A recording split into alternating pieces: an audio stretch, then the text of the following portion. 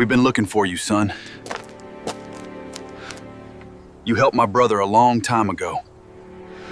100 motorcycles rolled onto Maple Street before most people had finished their coffee. The windows shook first, then the dog started barking. Then every curtain on the block moved at once.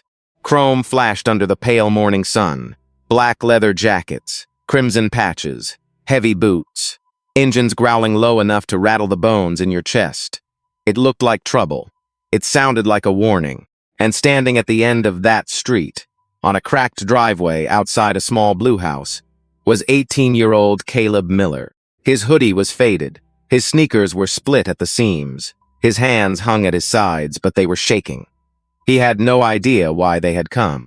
Across the street, Mrs. Donnelly stepped onto her porch with one hand pressed to her robe. "Lord have mercy," she whispered. A little boy on a bicycle stopped so fast, his back tire skidded sideways. His mother grabbed him by the shoulders and pulled him close. Inside the house, Grandma Eleanor Miller pushed herself up from her kitchen chair. Her oxygen tube shifted against her cheek. She moved slowly to the window and held the curtain back with 2 fingers. "Caleb," she called, her voice thin but steady. "Baby, what is this?" Caleb could not answer, because 3 weeks earlier, he had met one man in the rain. Just one.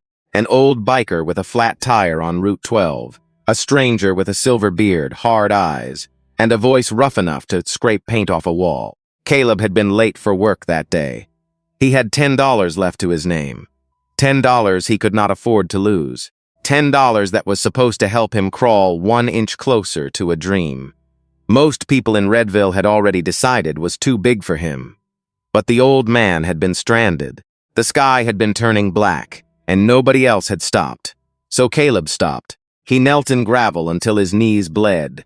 He worked in cold rain until his fingers went numb. He spent his last $10 on a tube for a tire that did not belong to him, for a man who barely said thank you. When it was over, the old man handed him a plain white card. W. Bennett. That was all. No promise, no speech, no miracle, just a card. Then the man rode away. Caleb thought that was the end of it. He went back to his shift at the gas station, where his manager cut his hours for being late. He went home soaked, tired, and poorer than he had been that morning. He opened the old shoebox under his bed and stared at the cash inside. $33. 5 months of saving, gone backward in one afternoon. He did not tell his grandmother. He did not complain. He did not call the number on the card. Because Caleb Miller had never learned how to ask for rescue. He only knew how to keep going. Now those motorcycles were here, all of them. The lead rider killed his engine. One by one, the others followed. The street fell into a strange silence, broken only by ticking metal and the soft hiss of cooling pipes. The lead rider removed his helmet. He was not the old man from Route 12. He was younger, maybe late 50s. Broaders, gray at the temples, a face that had learned not to smile unless it meant something. He looked at Caleb for a long moment. Then he stepped forward. "Caleb Miller?" he asked. Caleb swallowed. "Yes, sir." The man's eyes moved over the house, the taped window, the sagging porch rail, the grandmother watching from behind the curtain. He saw everything, and for once he did not look away. "My name is Ray Carter," he said. "I ride with Walt Bennett." Caleb's stomach tightened. "Is he okay?" Ray's expression shifted. "Not much, just enough. He's alive because you stopped." The words hit Caleb harder than the engines had. Behind Ray, nearly 100 bikers stood beside their machines, men and women with road-worn faces. People the town would have judged from a distance and crossed the street to avoid. But they were not there to threaten anyone.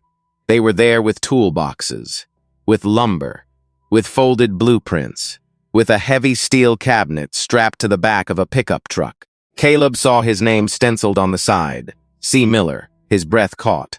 Ray stepped closer and lowered his voice. "Son, you helped a man who spent his whole life helping other people hide behind hard faces. Walt Bennett owned half the industrial land in this county. He built Bennett Steel from nothing. He founded our Riders Fund. He has buried friends, paid hospital bills, kept families in their homes, and never asked for a headline." Caleb stared at him. The world seemed to tilt. The old man in the rain was not just some stranded biker. He was power, Quiet power. The kind that did not wear a suit. The kind that watched what people did when they thought what nobody important was looking. Ray looked toward the empty lot at the corner of Maple and 4th. Walt knows about your dream, he said. He knows about the garage. He knows about the $10. Caleb's eyes burned. Ray placed one hand on the steel cabinet. And he says it's time somebody stopped calling you poor and started calling you what you are. He paused. A mechanic. Caleb did not move toward the tool cabinet. Not at first. He just stood there with the whole street watching him, his throat tight, his chest rising and falling like he had been running.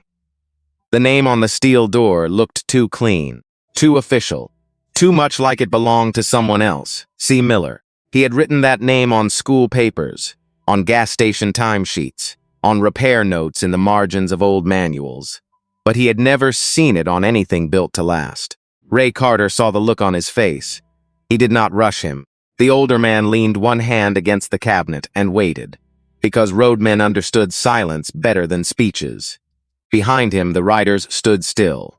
No one laughed. No one whispered. Even the engines seemed to hold their breath. Across the street, Mr. Hanley from the hardware store stepped down from his porch. "What's all this about?" he called. His voice tried to sound casual, but there was fear under it. "You folks got a permit to be blocking the street?" A few neighbors nodded. That was how towns like Redville worked. They ignored a poor boy for years, then demanded paperwork the moment somebody showed up to help him. Ray turned slowly. "Yes, sir," he said. "Filed with the county yesterday. Temporary street use, private delivery, no parking violations. Sheriff's office has a copy." Mr. Hanley blinked. He had expected anger. He had expected tattoos and threats. He had not expected a clean answer. Ray reached into his vest and pulled out a folded document. He held it up, not waving it, not showing off. "Would you like to read it?" Mr. Hanley looked at the paper, then at the writers, then at Caleb. His mouth tightened. "No," he muttered. "Just asking." "Fair question," Ray said. That made the silence sharper. Because respect, when given calmly, can expose disrespect better than shouting ever could. Grandma Eleanor opened the front door then. Slowly, carefully, one hand on the frame, the other holding the oxygen tube near her cheek. Her gray house robe hung loose on her shoulders, but her eyes were clear. "Caleb," she said. "Come here, baby." Caleb turned at once. The boy who could face a rainstorm and a flat Harley still obeyed that voice like scripture. He climbed the porch steps. Eleanor looked past him at the riders. Her lips pressed together. She had lived long enough in America to know that large groups of men in leather did not usually bring comfort to old women in small houses. But she had also lived long enough to know fear was not the same as wisdom. Ray removed his cap. "Mom," he said, "we don't mean to disturb your home." Eleanor studied him. Not his vest, not his beard, his eyes. "What do you mean to do, Ray?" Swallowed once. "Keep a promise." That answer changed her face, just a little. She looked at Caleb. "You know these people?" "No, Mom," he said. "Not really." "Then why are they here?" Caleb tried to speak, but the words broke apart before they reached his mouth. Ray stepped in, gentle but firm. "Your grandson stopped for Walt Bennett on Route 12 3 weeks ago. In bad rain. No traffic. No help. Walt's tire was gone, and his heart was acting worse than he admitted. Caleb got him moving again. Eleanor's eyes snapped to Caleb. "You told me you were late because the pump register froze." Caleb looked down. "I didn't want you worrying." Her jaw trembled. Anger came first, then fear, then the kind of love that hurts because it finally sees the full cost. "You spent your money," she whispered. Caleb said nothing. Eleanor closed her eyes. That was answer enough. Ray's voice dropped. "Mrs. Miller, Walt knows what that $10 meant. He knows it came from a shoebox under a bed. He knows Caleb was saving for a diagnostic scanner." Caleb looked up fast. "How does he know that?" Ray did not flinch. "Because Walt asked people, quietly. The pharmacist, your gas station manager, your school counselor. Folks talk when a man like Walt Bennett starts asking careful questions." Caleb's face hardened.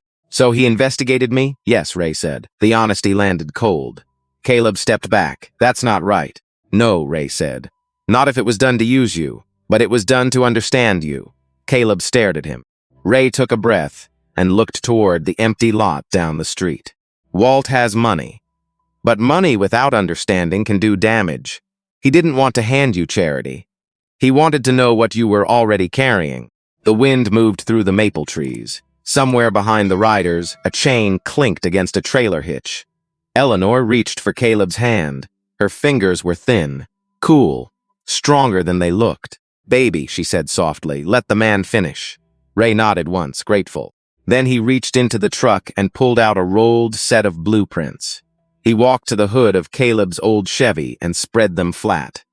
The paper snapped in the breeze. There it was, a service bay, a small office, a parts room, 2 lifts, a sign over the front entrance, Miller Auto Repair. Caleb stopped breathing for a second. Not because it was beautiful, because it was possible. Caleb touched the edge of the blueprint with 2 fingers, like the paper might vanish if he pressed too hard. The lines were simple, black ink on white paper, measurements, notes, doorways, electrical points, drainage, a waiting area with 3 chairs, a small restroom marked public, a service counter drawn near the front. But to Caleb, it looked like a future someone had stolen from a dream and laid across the hood of his grandmother's car. He shook his head slowly. "I can't pay for this." Ray did not look surprised. "Nobody asked you to." "That's the problem," Caleb said. His voice came out sharper than he meant. "People don't just hand over buildings." One of the bikers behind Ray shifted his weight. A woman with silver braids and oil stains on her sleeves folded her arms. Her name was June Mercer. She had run a welding shop outside Dayton for almost 30 years, and she knew pride when she saw it. She stepped forward. "Kid, this isn't a handout." Caleb looked at her. She pointed at the blueprint. "A handout disappears when the money runs out. This is work. Permits, concrete, electrical inspections, insurance, long days. Bad backs, dirty hands. You'll earn every inch of it." Caleb swallowed. That landed differently. Grandma Eleanor kept her hand wrapped around his. She could feel him shaking, though he was trying hard to hide it. Ray leaned over the blueprint and tapped the service bay. Walt put conditions on it. Caleb's eyes lifted. "What conditions?" "First, you finish high school." Caleb blinked. "Second, you keep proper books. Every dollar, in and out. We've got a retired accountant in the club who will teach you." A thin man near the back raised 2 fingers without smiling. "Third," Ray said, "you take 1 apprentice every year from Redville High or the county youth program. Somebody who needs a door opened." Caleb looked down at the paper again. "That's what he wants. That's what he owes," Ray said. The words quieted the porch. Mrs. Donnelly, still across the street, lowered her hand from her mouth. Mr. Hanley stopped pretending not to listen. Ray's face hardened, not with anger, but memory. When Walt was 16, he was living behind a bus depot in Knoxville. No family willing to claim him, no school, no plan, just fists and hunger. A mechanic named Samuel Brooks found him trying to steal a battery out of a wrecked truck. Caleb listened. So did the whole street. Samuel could have called the police. He didn't. He made Walt put the battery back, then gave him breakfast. After that, he gave him a broom, then a wrench, then a reason to wake up sober. Ray's voice dropped. Walt never forgot. June looked away and blinked hard. Even men who had faced winter roads and hospital rooms had their weak places. Ray tapped the sign on the blueprint. Samuel told him a working hand never has to beg. Walt built his life on that. Now he wants this place to teach the same thing. Caleb's mouth trembled once. He bit down on it, because he knew boys like that. He had sat beside them in classrooms where nobody expected much. Boys who stopped bringing pencils. Boys who learned to laugh before anyone could call them stupid. Boys 1 bad week away from court, and he knew something else. He had almost become one of them. A white county SUV turned onto Maple Street then. Slow. Official. The sound of its tires on the asphalt cut through the moment. Mr. Hanley's face changed. A small, satisfied look, like help had arrived for his side. The SUV stopped near the curb. The door opened and Deputy Frank Willis stepped out. 50-something, tan uniform, sunglasses, hand resting near his belt, not on his weapon, but closest enough to remind everyone he had one. He looked at the motorcycles, then at Ray, then at Caleb. "What's going on here?" Ray folded the blueprint carefully. "Morning, Deputy. Delivery and authorized street use." Willis ignored the paper in Ray's hand. He looked at Caleb's house instead. The old porch, the peeling paint, the riders in leather. Then his eyes landed on Caleb. "You in some kind of trouble, son?" The word son did not sound warm.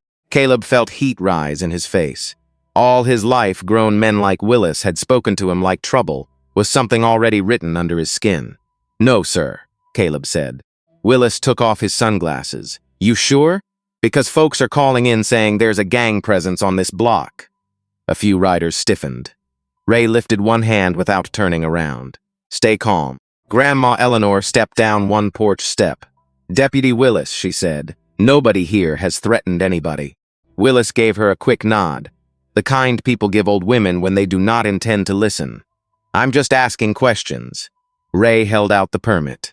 "And I'm answering them." This time Willis took the paper. He read it slowly. His jaw tightened with every line. Everything was in order. That was the problem. He handed it back. "All right," he said. "Keep it peaceful." Ray nodded. That was always the plan. Willis turned to leave, but Caleb spoke before fear could stop him. "Deputy?" Willis looked back. Caleb's voice was quiet. "If this were happening at Mr. Hanley's house, would you have asked if his grandson was in trouble?" The street went still. Willis stared at him. No engine, no birds, no breath. Ray looked at Caleb, and something like pride moved across his face. Willis put his sunglasses back on. "Watch your tone," he said. Caleb did not look away. "Yes, sir," he said. "I am." Deputy Willis stood there for one extra second, long enough for everyone on Maple Street to feel the weight of his badge. Then he turned away. His boots struck the pavement hard. One step, then another. He climbed back into the county SUV, shut the door, and pulled off without looking at Caleb again. Nobody spoke until the taillights disappeared around the corner. Then June Mercer let out a slow breath. "Well," she said, "that boy's got more backbone than half the county board." A few riders chuckled, but it was not a funny sound. It was relief. It was respect loosening the air. Caleb looked down at his shoes. His heart was still pounding. He had never spoken to a deputy like that before. Not once. He had been raised to be polite, to keep his head down, to survive small humiliations without making them bigger. Grandma Eleanor squeezed his hand. "You scared me," she said. "I know. You were right." Caleb looked at her. Her eyes were wet now, but her chin stayed high. "You were right," she said again. "And sometimes being right still scares the people who love you." That went through him deeper than praise. Ray folded the permit and slipped it back into his vest. "All right," he said, turning to the riders. "Let's move before another neighbor remembers the zoning code." The street came alive. Engines did not start this time. Boots moved. Chains rattled. Tailgates dropped. Toolboxes thudded onto pavement. Men and women who looked like they belonged on open highways began unloading lumber with the care of church volunteers setting up folding tables. Caleb stood frozen for only a moment. Then June tossed him a pair of work gloves. "You planning to watch your own future get unloaded?" He caught them against his chest. "No, Mom. Good answer." She pointed toward the pickup. Grabbed the other end. Caleb moved. That was when the day stopped feeling like a miracle and started feeling like work. The steel cabinet took 6 people and a lift gate. It was heavier than it looked. The bottom scraped once against the truck bed, and Caleb flinched like it had scratched his own skin. "Easy," Ray said. "Tools can take a hit. Pride can't. Watch the corner." They set it in the driveway beside the Chevy. June handed Caleb a key. He stared at it. "Open it." He slid the key into the lock. His fingers were clumsy. The metal clicked. The doors swung apart. Inside were sockets, wrenches, diagnostic leads, impact drivers, torque tools, gloves, safety glasses, manuals, labels, drawers clean enough to look untouched by human failure. Caleb reached for a wrench, then stopped. His hand hovered in the air. Every tool looked expensive. Every tool looked like trust. Ray saw it. "Go on." Caleb picked up a ratchet. It fit his palm perfectly. Solid. Balanced. Real. For years, he had worked with borrowed tools, rusted tools, clearance bin tools with handles wrapped in tape. He had learned patience because cheap metal slipped. He had learned care because one broken socket could ruin an entire week. This ratchet made a soft clicking sound when he turned it. Clean. Precise. A small sound. But to Caleb, it sounded like a door unlocking. From the porch, Eleanor covered her mouth with one hand. She remembered a little boy on the kitchen floor taking apart a broken toaster with a butter knife. She remembered telling him to be careful, and him saying, serious as a judge, "I am, Grandma. It's just sleeping wrong." She had laughed then. She was not laughing now. A sedan rolled slowly past the house. Inside, two boys from Caleb's school stared out the window. One of them, Ty Finch, leaned toward the glass. "That's Miller?" he said. "Gas station Caleb?" The driver, his older brother, snorted. "Looks like somebody's charity project." The words did not carry far, but Caleb heard enough. His shoulders tightened. June heard it too. She turned, eyes sharp. Ray touched her arm. "No," he said quietly. "Let them talk. They're about to learn." By mid-morning, the empty lot at Maple and 4th had become the center of town. The riders formed lines. They cleared trash, pulled weeds, marked boundaries with orange flags. Ray met with the contractor, a local man named Pete Lawson, who arrived in a dusty white truck with a clipboard and cautious eyes. Pete looked at Caleb. "You the owner?" The question landed hard. Caleb opened his mouth, but no sound came. Ray stayed silent on purpose. Pete waited. Caleb wiped his palm on his jeans and stepped forward. "Yes, sir," he said. "I'm Caleb Miller." Pete studied him. 18. Thin, tired eyes, old hoodie. He had seen kids like Caleb come through job sites before.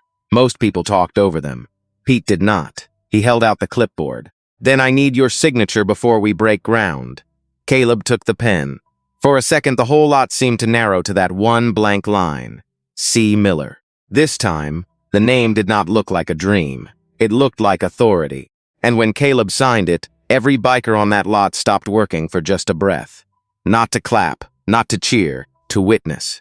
The first shovel hit the ground just after noon. It made a dull, heavy sound. Not dramatic, not loud. Just metal cutting into hard dirt on a forgotten corner lot that had sat empty for years. Weeds, broken glass, old cigarette butts. A rusted shopping cart half buried behind the chain-link fence. People had driven past that lot every day and seen nothing. Caleb had driven past it and seen lifts, workbenches, oil stains, headlights, second chances. Now the ground was opening. Pete Lawson marked the first trench with orange paint. June ran a string line between two stakes. Ray stood near the curb with his phone pressed to his ear, speaking in a low voice to someone at the county office. "No, Mom," he said. "The storm drain plan is already attached. Page 6. Yes, stamped yes by a licensed engineer." He listened, his jaw flexed, then his voice went colder.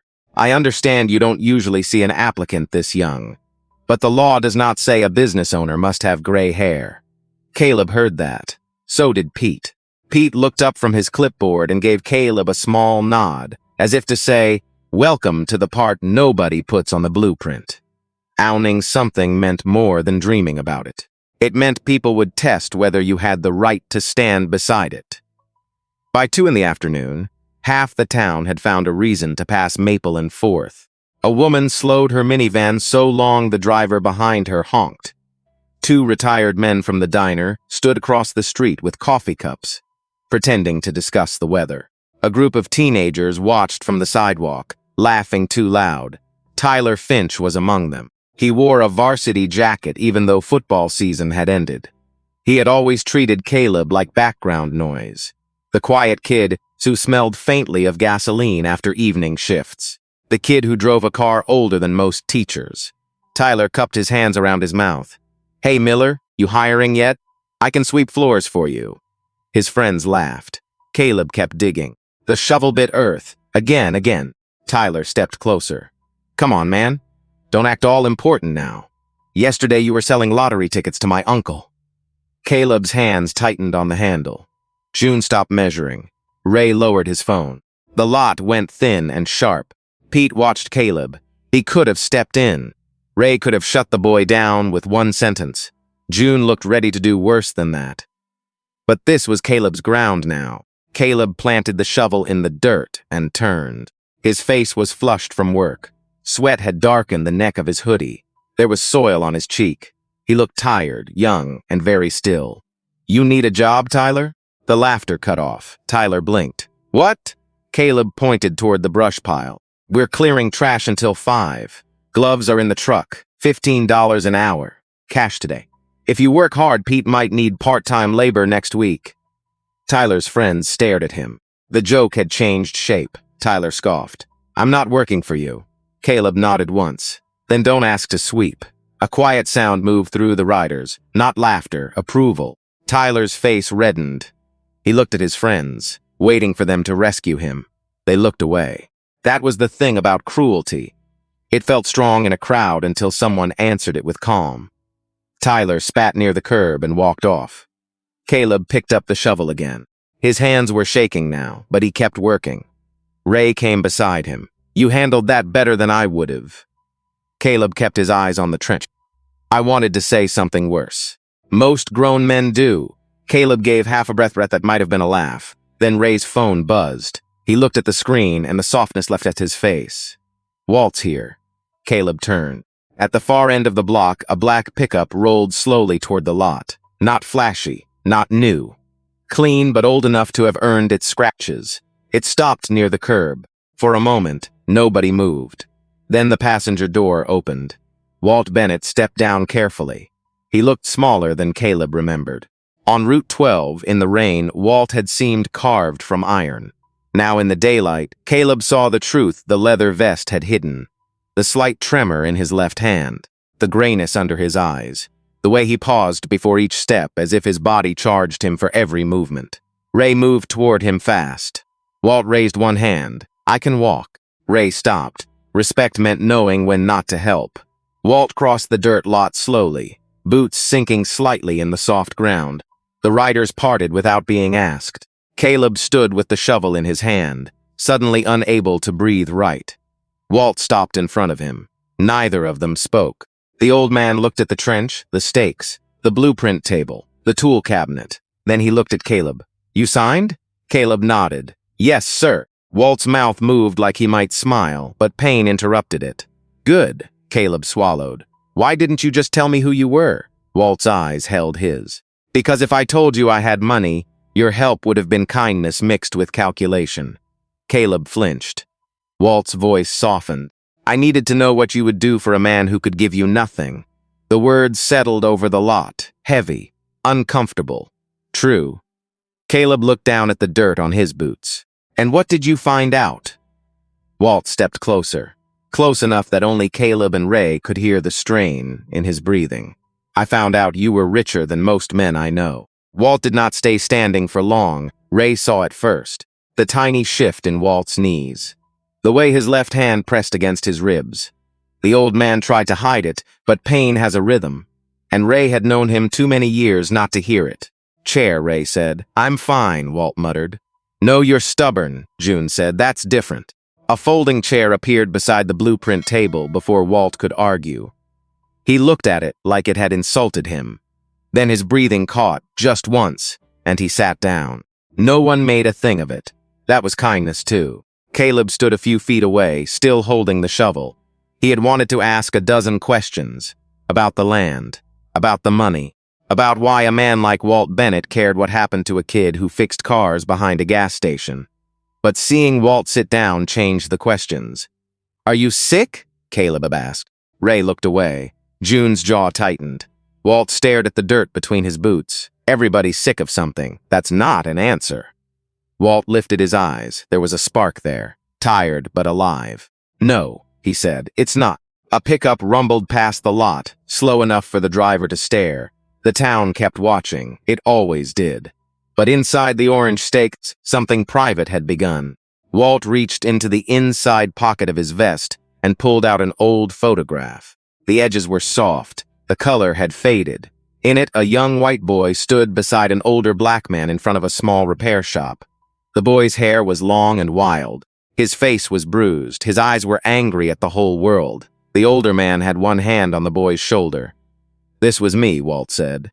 Caleb stepped closer. He looked at the photo, then at Walt. You? Hard to believe, isn't it? Caleb did not answer. Walt tapped the older man in the picture. Samuel Brooks. Owned a two-bay garage outside Knoxville. Nothing fancy, roof leaked.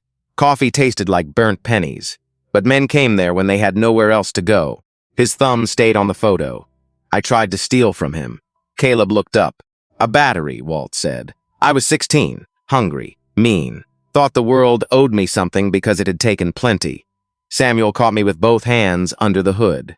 What did he do? Walt smiled faintly. Made me put it back. June gave a soft laugh under her breath. Then he fed me eggs and grits. Made me sweep the shop. I thought it was punishment. Took me a while to understand it was an invitation. The lot noise faded around Caleb. Shovels still moved. Gravel still scraped. But the center of the day had narrowed to Walt's voice. He taught me engines first, then welding, then invoices, then how to show up on time even when nobody clapped for it. He never called me trash, never called me charity. He called me Walter. Walt's eyes glistened, but his voice stayed controlled. That was the first name I ever wanted to earn. Caleb swallowed hard. He knew what that meant. Not exactly, but enough. Names mattered when people usually called you less than one. Walt handed the photograph to Caleb. Caleb took it with both hands. On the back, written in blue ink, were 4 words. "Pass it on, Walter." Caleb read them twice. His throat tightened. Walt leaned back in the chair, breathing through his nose. I spent the next 50 years building things. Plants, payrolls, a writer's fund, scholarships, funeral money, hospital money, quiet things, useful things. But I never found a way to repay Samuel. He died before I had enough to make it right. He looked at Caleb. "Then you stopped in the rain." Caleb's fingers tightened around the photograph. "I didn't do anything special." Walt's expression sharpened. "That's where you're wrong." Caleb looked away. Walt's voice grew rough. "Special is not always loud. Sometimes it is a boy who cannot afford $10 spending it anyway. Sometimes it is bleeding knees in gravel. Sometimes it is showing mercy to a stranger who gives you no reason to expect anything back." Ray lowered his head. June wiped her hands on a rag, though they were already clean. Walt pointed toward the trench. "This garage is not payment, it is proof." "Proof of what?" Caleb asked. "That decent people still exist before the world applauds them." The words hit every person close enough to hear. Caleb looked at the empty lot again. The stakes, the dirt, the men and women working under the afternoon sun. He had thought the garage was the gift. Now he understood. The real gift was being believed before he had a building to show for it. Walt pushed himself up from the chair. Ray moved, then stopped himself. Walt took the photograph back and pressed it into Caleb's chest. "Keep it," he said. "You'll need reminding." Caleb held it there. "Of what?" Walt's eyes softened. "That the door opening for you is not the end of the story." He looked toward the teenagers watching from across the street. "It's the beginning of who you let in next." By the end of that first day, Caleb's hands were blistered. Real blisters. The kind that rose under the skin and burned every time he closed his fingers. He tried to hide them by keeping his palms turned down, but Grandma Eleanor saw everything. She always had. That evening, when the riders finally packed up and the last truck rolled away, she called him into the kitchen. "Sit." Caleb stood near the doorway.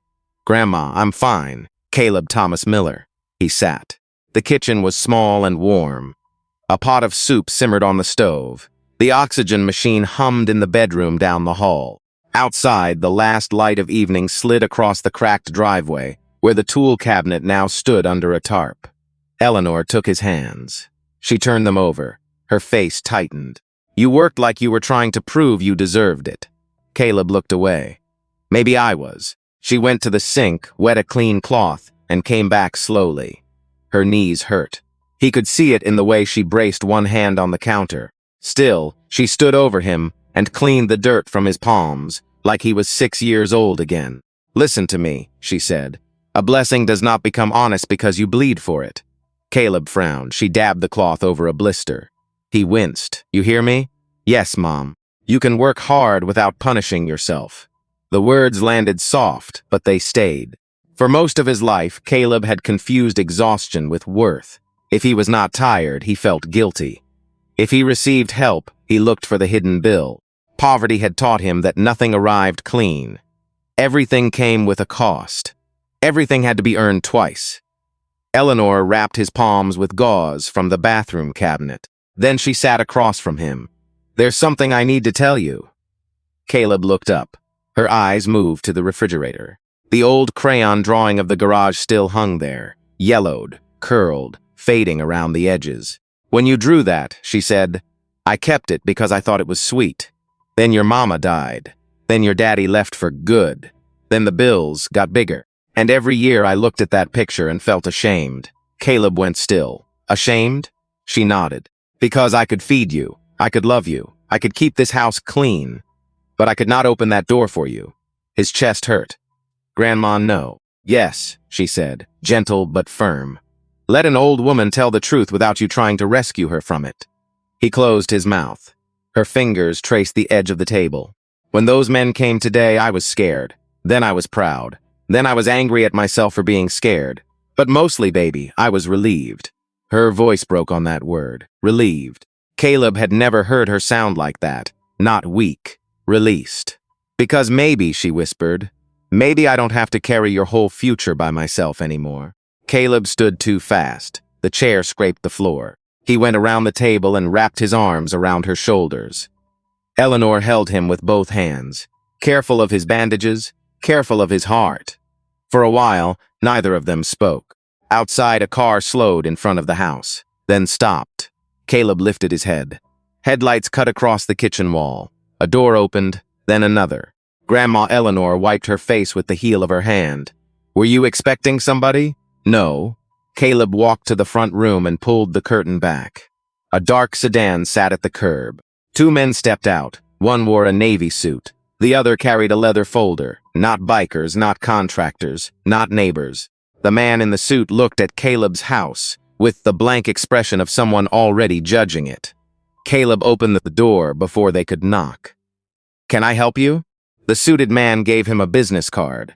Caleb Miller? Yes. My name is Andrew Pike. I represent Redville Commercial Development Group.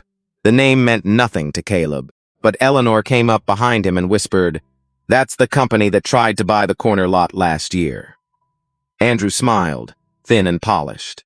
We understand there may be some confusion about the property at Maple and 4th. Caleb felt the air change. What confusion? Andrew opened the folder. Our client has a pending development interest in that parcel. A retail chain is prepared to bring jobs into this area. Real jobs, not a hobby garage. Eleanor's hand tightened on Caleb's arm. Andrew looked past Caleb into the small house, then back at him. It would be wise, he said, for you not to get attached to something you can't afford to defend. Caleb heard the threat. So did Eleanor. The street was quiet now, no bikers, no witnesses.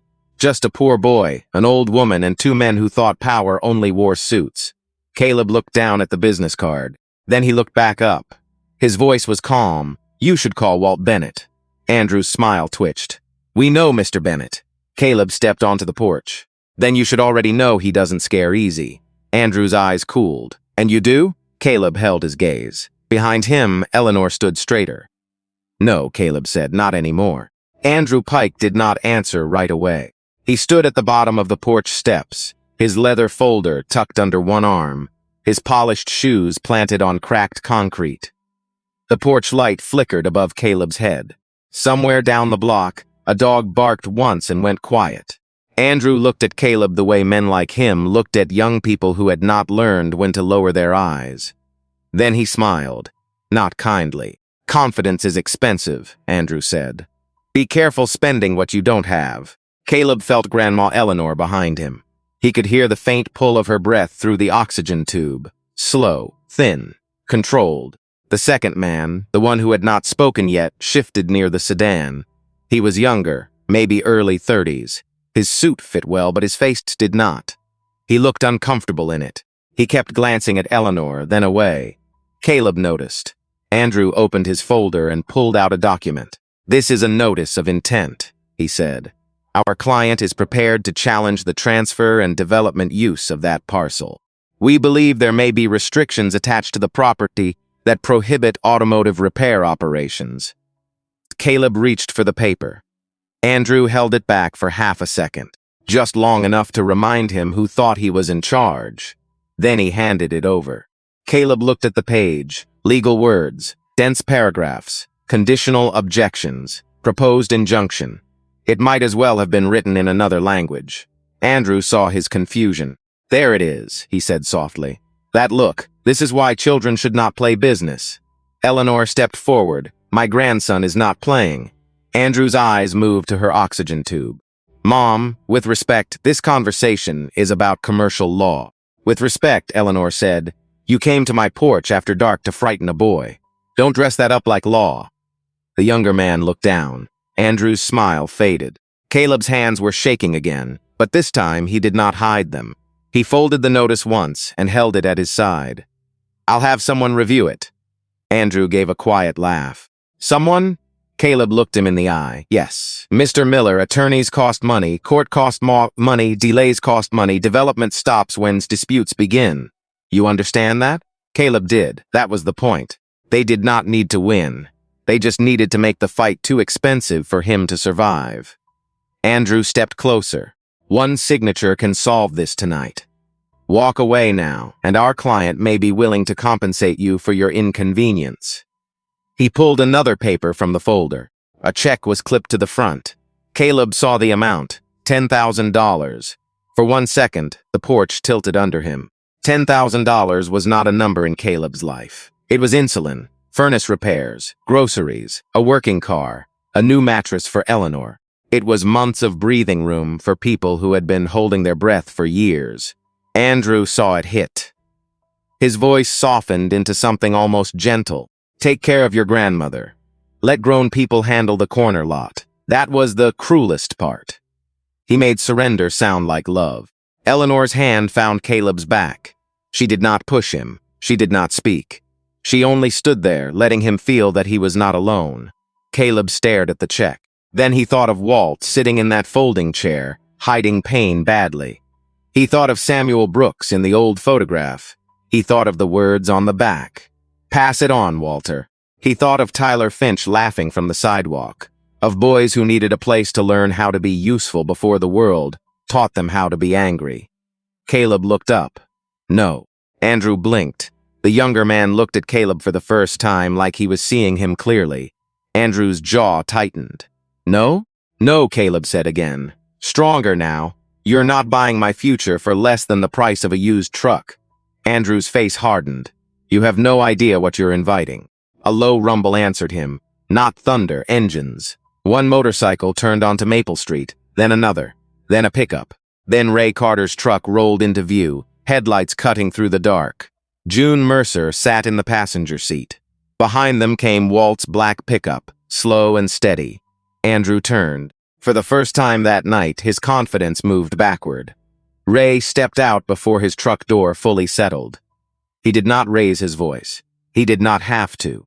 Mr. Pike, Ray said, you're standing on private property after being asked no question and offering a minor legal documents without counsel present. Andrew straightened. Caleb Miller is 18 and still smart enough not to sign garbage on a porch. Walt's truck door opened. Ray turned fast, but Walt was already stepping down, pale, tired, furious. He walked up the driveway with a manila envelope in one hand. Andrew went still. Walt stopped beside Caleb. Then he looked at the check. 10,000, Walt said. That what you think a boy's dignity costs now? Andrew swallowed. Mr. Bennett, this is a business matter. Walt's eyes cut through him. No. This is what happens when small men use paperwork like a weapon. He handed the envelope to Caleb. Inside was a recorded deed, a zoning approval letter, and a signed lease. Clean. Stamped. Legal. Walt leaned toward Andrew. You want to fight? He said. His voice dropped. File in court by morning. My lawyers will answer by lunch. Andrew said nothing. Walt took one step closer. And next time you come after this boy, come in daylight. Andrew Pike looked at Walt Bennett as if he had just realized the old man was not a rumor. For weeks, maybe longer, Andrew had been speaking about Walt in conference rooms. He had heard the name across polished tables. He had seen it on land records, donor lists, development files, and quiet political checks. But names on paper do not breathe. They do not stand under a porch light with a tired heart and eyes sharp enough to cut through lies. This Walt did. Andrew closed his folder slowly. Mr. Bennett, he said, choosing each word with care, there's no need for hostility. Walt gave him a flat look. You came here after dark with a check and a threat. Andrew's mouth opened. Nothing came out. Ray stepped beside Caleb. June stood near the driveway with her arms folded, boots planted wide. The younger man by the sedan looked like he wanted to disappear into his own suit. Grandma Eleanor moved closer to Caleb and looked at Andrew with the kind of disappointment that only old women can carry. Not loud, not theatrical. Worse than that. Final. "You saw this house," she said. "You saw an old woman with a tube in her nose, and a boy with no lawyer beside him. And you thought that made him easy." Andrew's face tightened. "I was presenting an option." "No," Eleanor said. "You were counting on fear." The words did not need volume. They found their mark. For one moment, Caleb felt the strange turn of power in the air. Not revenge, not victory. Something steadier. A porch that had always felt small now held people who would not let the powerful behave badly in the dark. Walt turned to the younger man. "What's your name?" The man froze. "Daniel Ross, sir. You work for Pike." Daniel glanced at Andrew. "Yes, sir." Walt nodded toward the folder. "You draft that notice?" Daniel's throat moved. I assisted. "Did you know the deed was recorded?" Daniel hesitated too long. Andrew snapped Daniel. That one word told the truth. Walt's eyes narrowed. "You knew." Daniel looked at Caleb, then at Eleanor. Shame moved across his face, visible and human. "Yes, sir," he said quietly. "I saw the recording." Andrew turned on him. "That's enough." Daniel did not look away from Walt. "The objection was weak," he said. "I told them it would not hold. They said delay was enough." The street seemed to inhale. Ray's jaw set. June whispered, "There it is." Caleb felt the paper in his hand grow heavier. That was what they had planned. Not to win. To delay. To bleed the project until Walt got tired. Until Caleb got scared. Until the dream became too expensive to keep. Walt stepped toward Andrew. "You hear that, Mr. Pike?" Andrew's face had gone pale under the porch light. Walt continued, voice low and controlled. "You used a young lawyer to carry a dirty message to a boy's house. You put $10,000 in front of him because you thought hunger would make his decisions for him. That is not business. That is rot." Andrew looked toward the sedan. "We're leaving." "No," Walt said. Andrew stopped. "You're going to take your check," Walt said. "You're going to take your notice. You're going to send a written withdrawal to Caleb's counsel by 9 in the morning. And you're going to tell your client something for me." Andrew swallowed. "And what is that?" Walt's voice cut clean through the night. "The corner lot is no longer empty." No one moved. Not Caleb, not Eleanor, not Ray, not even Andrew. Walt pointed toward Maple and Fourth. "That land has a name now. It has a purpose. It belongs to a young man this town overlooked because he wore old shoes and worked a register after school.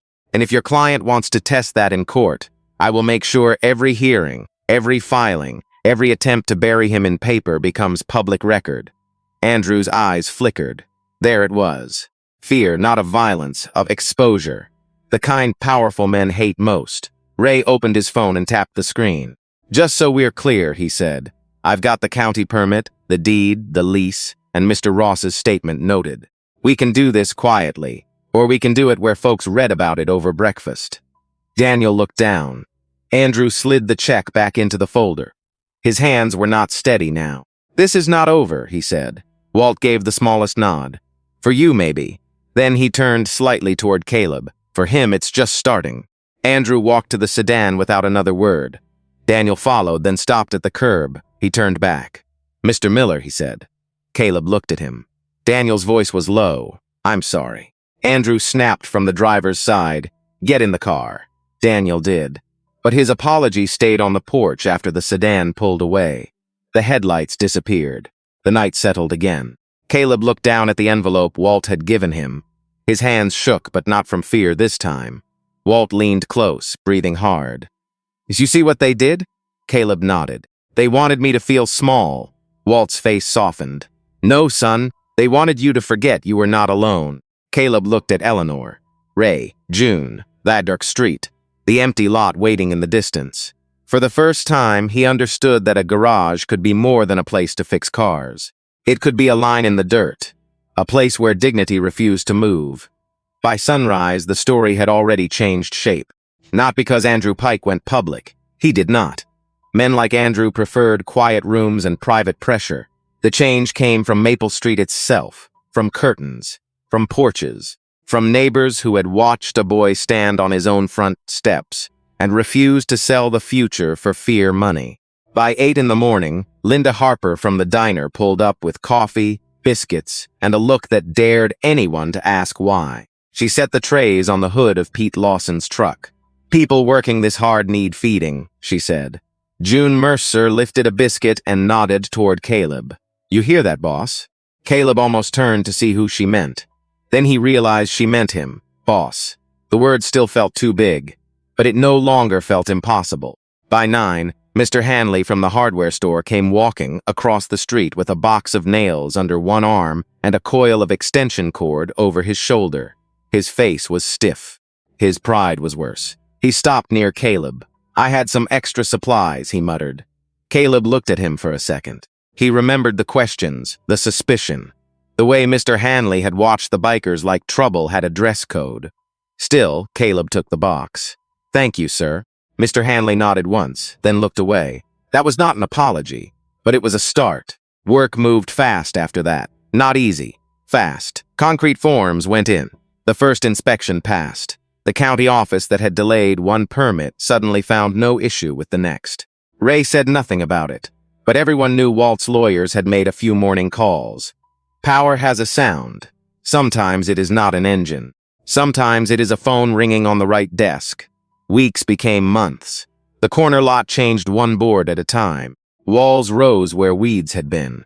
A roof went on before the first cold rain of fall. The sign arrived wrapped in brown paper, and Caleb would not let anyone else uncover it. He climbed the ladder himself. His palms had healed by then, but the skin was tougher. His shoulders were wider. His eyes were the same, only steadier. Ray held the ladder. June stood below with her arms crossed. Grandma Eleanor sat in a folding chair near the curb, wrapped in a blue blanket, oxygen tube resting against her cheek. She had insisted on coming, even though the air was cold. "Careful, baby," she called. "I am, Grandma. You always say that right before you do something that worries me." Caleb smiled. Then he pulled the paper away. Miller Auto Repair. The letters caught the afternoon light. For a moment, nobody spoke. Then Eleanor began to cry, quietly, with both hands pressed over her mouth. Caleb climbed down and went straight to her. He knelt in front of her chair, and she took his face in her hands, the way she had when he was small. "I wish your mama could see this," she whispered. Kate closed his eyes. "She can." Eleanor nodded. "Because sometimes faith is not a sermon. Sometimes it is an old woman believing one sentence because she needs it to be true." Opening day came in November. Cold morning, clear sky, steam rising from coffee cups. A line of cars stretched farther than Caleb expected, not because the town had no other mechanic, because people wanted to see whether the boy they had overlooked could stand inside the life he had been given. Walt came last. Ray helped him from the truck, though Walt pretended he did not need help. He looked thinner, paler, but his vest was clean, his boots were polished, and Samuel Brooks's old photograph rested in his shirt pocket. Caleb met him at the bay door. Walt looked up at the sign, then at the lifts, then at the young man standing in front of him. "You ready?" Walt asked. Caleb took a breath. The smell of rubber, coffee, steel, and fresh paint filled his lungs. "Yes, sir." Walt shook his head. "Don't serve me in your own shop." Caleb swallowed. "Yes, Walt." The old man smiled then, a real one, not big enough. The first customer was Linda Harper. Her old delivery van coughed into the bay like it had dragged itself there out of loyalty. Caleb diagnosed a bad ignition coil in under 10 minutes. He explained it clearly. No talking down, no tricks, no padded bill. Linda watched him work and wiped at her eyes when she thought no one saw. By noon, Marcus Reed walked in. 16, angry face, hood up, school suspension papers folded in his back pocket. He stood near the door like he expected to be kicked out. Caleb saw him. He remembered Walt's words. "Who you let in next? You here to work?" Caleb asked. Marcus shrugged. "Maybe." Caleb tossed him a pair of gloves. "Then start by learning where the tools go." Marcus caught them. His face changed. Just a little. That was how healing began there. Not with speeches, with a pair of gloves, with a place to stand, with someone saying, "You are not trash. You are not too late. You are not what they called you." 6 months later, Walt Bennett passed in his sleep. No spotlight, no final speech, Just a quiet room, an old heart, and a life that had finally passed on what it owed. At the funeral, Caleb stood beside Ray and June while motorcycles lined the road for nearly a mile. When the service ended, Ray handed Caleb a small envelope. Inside was the original card Walt had given him on Route 12, W. Bennett. On the back, Walt had written one line. The boy in the rain became the man at the door. Caleb carried that card in his wallet from then on. 1 year after the first shovel hit the ground, rain fell again on Route 12. Caleb was driving back from a parts run when he saw a woman pulled onto the shoulder. Hazard lights blinking, tire flat, face tight with worry. He slowed, then stopped. No calculation, no audience, no reward, just a person in need. He changed the tire in the rain. When she tried to pay him, he shook his head and handed her a Miller Auto repair card. On the back, he had written 3 words. Pass it on. And if this story reminded you that dignity can grow in forgotten places, like this video, subscribe for more stories like this, and comment these 3 words below. Pass it on.